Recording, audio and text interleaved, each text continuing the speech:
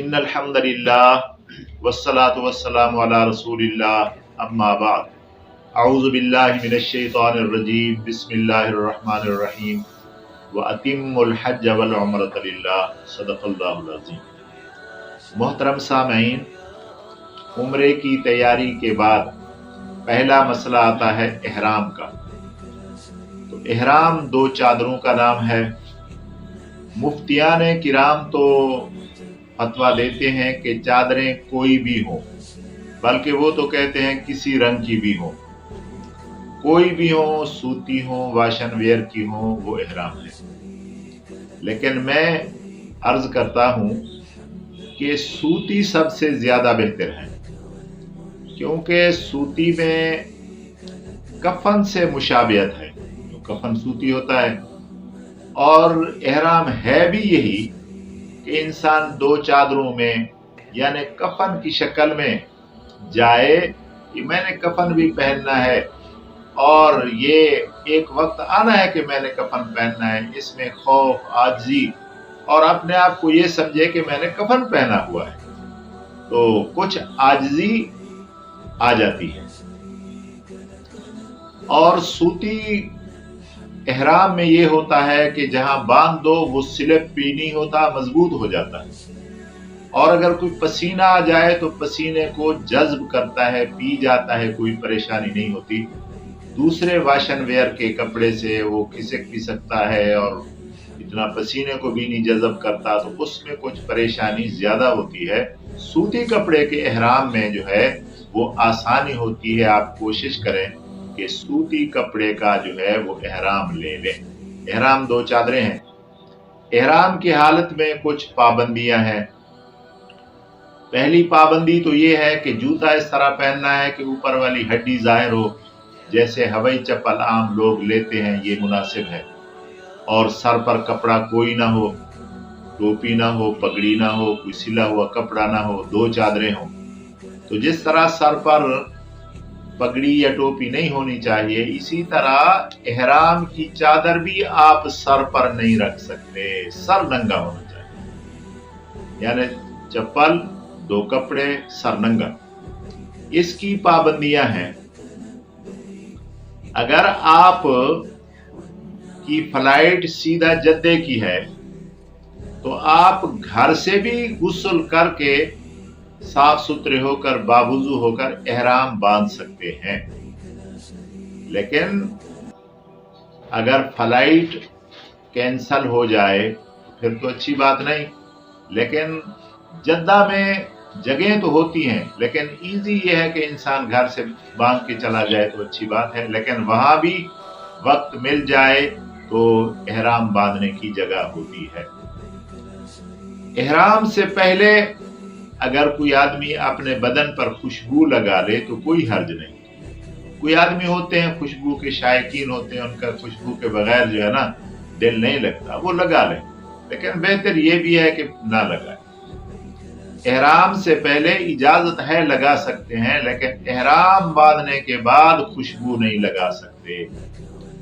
پاؤں کی حفاظت کر کے چلیں گے، سوچ سوچ کے پاؤں رکھیں گے کہ کہیں چوٹ نہ لگ جائے، کہیں خون نہ نکل آئے، کہیں زخم نہ ہو جائے۔ ہر چیز پاؤں کو بچا بچا کے رکھنا ہے، اور اپنے وجود کو بھی بچا بچا کے رکھنا ہے کہ خون نہ نکل آئے۔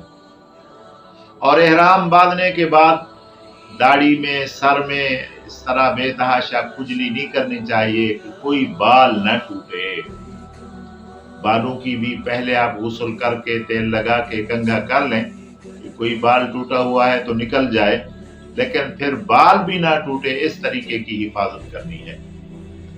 اور احرام پاک رہے، پلیت نہ ہو۔ مثال کے طور پر اگر آپ واش روم جاتے ہیں تو آپ واش روم کے اندر چادر اتار سکتے ہیں، ایک سائیڈ پر رکھ سکتے ہیں، پھر اپنا تقاضا کریں، وضو کریں، لیکن احرام کے اوپر کوئی اس طرح نہیں کہ کوئی اس کا کنارہ نیچے لگ جائے یا کوئی اس کو کوئی ناپاکی اندر کی ناپاک پانی لگ جائے، تو اس کو پاک رکھنا ہے، پاک رکھنا ہے۔ احرام کو پاک بھی رکھنا ہے۔ احرام کی حالت میں زیادہ خارش، کھجلی نہیں کرنی اگر کوئی تکلیف ہے، کہ کوئی پھوڑا پھنسی نہ جو ہے وہ خراب ہو جائے، اس سے پیپ نہ نکالا ہے، خون نہ نکالا ہے، اس طریقے کی احرام باندھ کر احتیاط کرنی ہے۔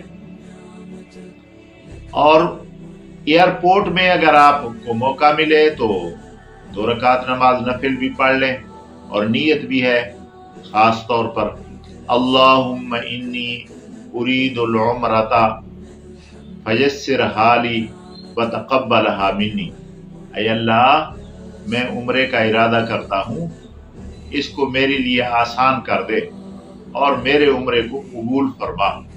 تو آسان ہونے کی دعا کریں گے تو اللہ تعالیٰ آسان بھی کر دیں گے۔ تو دعا اگر یاد نہیں ہے تو اپنی زبان میں اس طرح جو ترجمہ کیا ہے اس طرح دعا کر لیں اور جناب اعلیٰ احرام باندھ لیں۔